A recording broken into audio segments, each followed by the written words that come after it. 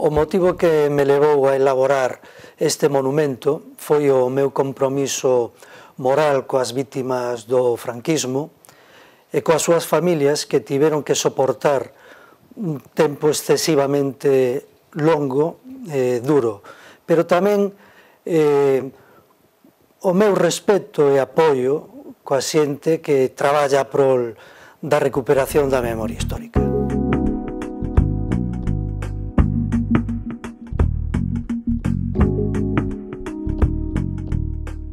Cando me convidaron a participar no concurso de ideas para realizar unha escultura conmemorativa, o primeiro que fixen foi visitar o lugar, interesándome de xeito especial o espazo a intervir.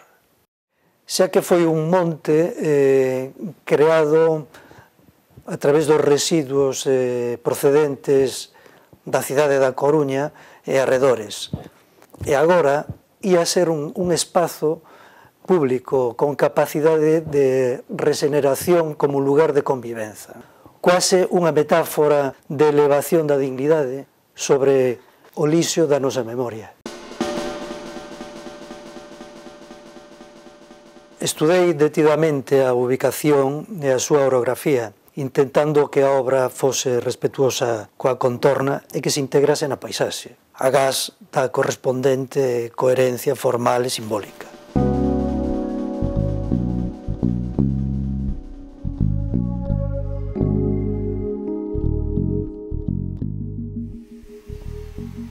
Con estes fundamentos proxectei un corredor de 20 metros de longo e 2 metros de ancho en aceiro cortén, que vai de sueste a noroeste, con escadas de fusida ou de reencontro que soben ou baixan do monte, van ou veñen do mar. Un pano con 19 nomes cuñados no chan de metal, recheo de chumbo como o que aplicaron nos seus fusilamentos.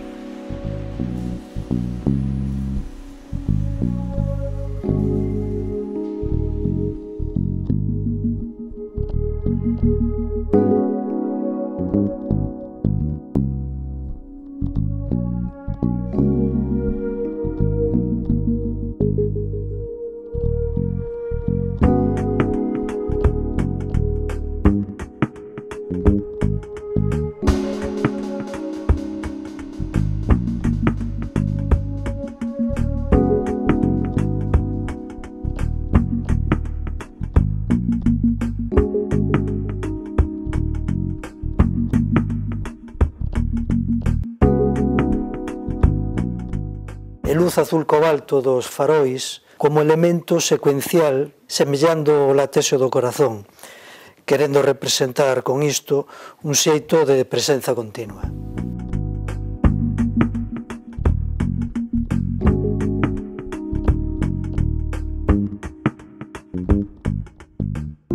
Por último, a orientación e a paisaxe completaron e dotaron a pasarela da sensación de liberdade que imprime cando a ollada enfoca cara ao horizonte mariño e a illa do Bandaval navegando sobre o Océano Atlántico.